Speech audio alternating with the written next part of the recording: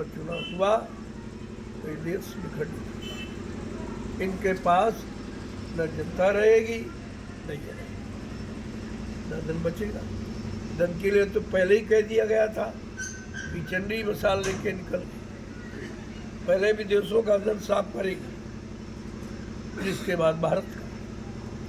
कहा चंडी एक देवता है, तुमने देवता को नाराज कर दिया, तो अब वो काम धीरे धीरे हो रहा। सबकी समझ में आ रहा कि पैसा कहाँ जा रहा। वो कोई बंदी योजना हो लेकिन पैसा खत्म हो, कोई योजना। चंडी शब्द जो आप उसने उच्चारण किया है तो अपने समय का अनोखा लफ्ज़ है, उसकी चर्चा वाणी से नहीं हो सकती। चंडी क्या है? अब ये जरूर कहा वो धन सफाया कर भारत जरूर चला गया, इस पर कोई गौर नहीं कर। तुम मांग करते हो सोने का सिक्का, ये सिक्का वो सिक्का, तुम्हारे पास कुछ है ये मांगे कहने से आ जाएगी। हाँ कुछ बचा है जो था वो सब। और ये बंदी व्यवस्था जो है, बंदी दास होता है, बंदी माने दास, और दास का कोई इसलिए तुम्हारा कोई अस्तित्व अभी तक इस बंदी शब्द पर लोगों ने विचार नहीं किया। ये बंदी क्या है? अगर बंदी शब्द समझ जाएंगे तो हमें बंद क्या करना है जो अनैतिक, जो हानिकारक, जिससे शरीर और बुद्धि और मन और परिवार और बच्चे सब खराब हो, फिर उस पर गौर नहीं है। लूटो खाओ मोह जुड़ाओ, ये मंत्र सिखाया जाता है। जनता की जरूरी चीज़ों पर पाबंद लगाया जाता है। व्यवस्था तो ये है, इस पर पाबंदी होनी चाहिए। वो खुला वो खुला, और जिस पर इसकी जरूरत तो बंद है। और सबसे बड़ी बात कोई कहने वाला, विपक्ष बिल्कुल पूर्णतया समाप्त हो चुका, क्योंकि विपक्ष में वही है जो पहले कर चुके हैं। जो पहले कर चुके हैं उसको कैसे रुकेंगे? क्योंकि उसको तो बाद में मौका मिला, इनको पहले मौका दिया जा चुका। तुमने अपने कार्यकाल में क्या किया? और इस वजह से वो कितना भी कुछ किया जाए लेकिन ये उस पर रोकथाम नहीं लगा। अब किसी के कहने की हिम्मत नहीं, ये केवल दूरदर्शी ही कहेगी, कोई नहीं। क्योंकि दूरदर्शी का अपना सिद्धांत सबके हित के लिए, व्यक्तिगत कोई सिद्धांत नहीं, व्यक्तिगत कोई लाभ नहीं, किसी तरह का व्यक्तिगत अधिकार नहीं, इसलिए दूरदर्शी कहेगी और कोई नहीं। इस सत्य पर लोगों ने विचार किया नहीं, जबकि 18 वर्ष दूरदर्शी का प्रचार कराएगा। सारे घोषणा पत्र को दिल्ली में भेजा गया, कमरे के कमरे भरे पड़े, उसी में से कुछ थोड़ा बहुत ये निकाल करके जोड़ गाड़ करके शुरू कर दिया। बाकी इन पर इनके पास कोई योजना, कार्य करने की कोई योजना नहीं है, केवल चुनाव की योजना है, महंगाई बढ़ाने की योजना है, टैक्स लगाने की योजना है, मांसाहार रुकवाने की योजना है, शराब ठेके खुलवाने की योजना है। इसके अलावा कोई भी ऐसी योजना नहीं है जिससे भारत की जनता को लाभ मिले। और आप सपोर्टर हो, तुमको अधिकार मिला है।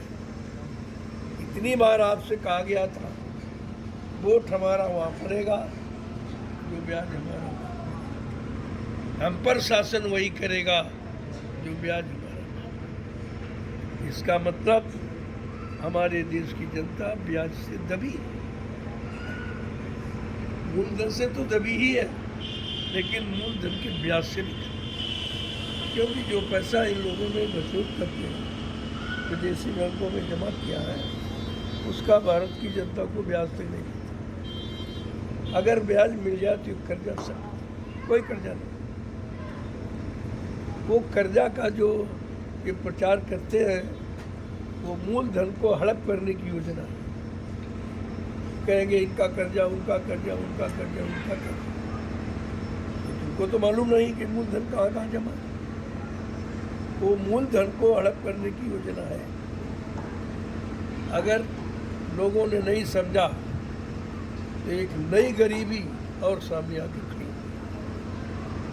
अब उससे लड़ना किसी के बस की बात नहीं है। मैं कहना नहीं चाहता हूँ लेकिन कहना पड़ता है, क्योंकि भारत की जनता का दर्द किसी के तो अंदर होना चाहिए। तरह तरह के प्रमाण उदाहरण दिए जाते हैं। महाभारत सबको दिखाया गया, लेकिन महाभारत में जो अनैतिक कार्य हुए उनमें किनका किनका सहयोग रहा और किसने उसका बहिष्कार किया, बहिष्कार करने वाला था महात्मा गांधी। उन्होंने कहा मैं ऐसे अधर्मी राजा के राज में काम नहीं करूं, क्योंकि मेरा देश धार्मिक है। धर्म के लिए ही तो महाभारत हो रहा। ये धर्म कैसे मिटेगा और धर्म कैसे? तो महात्मा विदुर ने केवल कहा, बाकी कोई नहीं बोला और सब सजा के भागीदार। जिनको इच्छा मृत्यु का वरदान सबसे बड़ा अधिकार, इच्छा मृत्यु का अधिकार का मतलब सबसे बड़ा अधिकार जिसके पास वो भी अपने आप को बचा नहीं पाया। अधर्म की नीति किसी को पनपने की, लेकिन आज तो उसका कितना बोलबाला और तुम उन्हीं अधर्मियों का सहयोग करते हो। ये खाता तुम्हारा क्यों खोला गया था? कि लोग कहते थे भाई वोट कहाँ दे, कहीं तो देना ही पड़ेगा।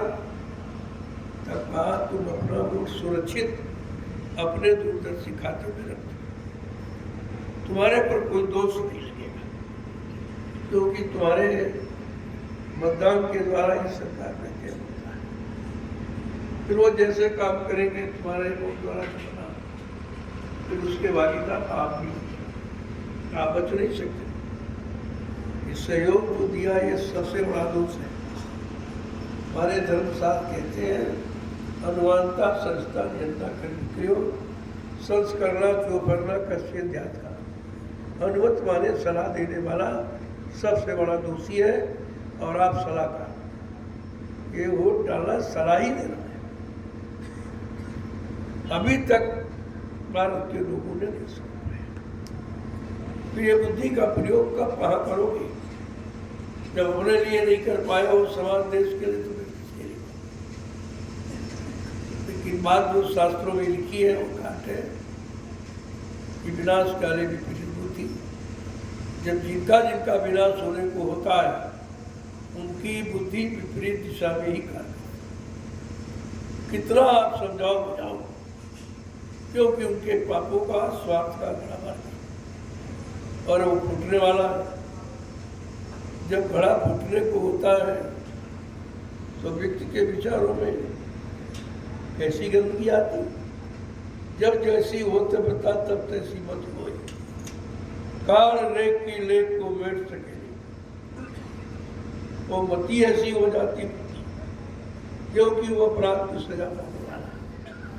यदि महात्मा चाहते हैं कि अपराध की सजा इसको न मिले, लेकिन मान लेगा तब तो न मिलेगा, मानने के लिए तैयार। लेकिन वो कहते हैं कि भाई मैं जानता हूं कि आप नहीं मानोगे, लेकिन मैं बताऊंगा जो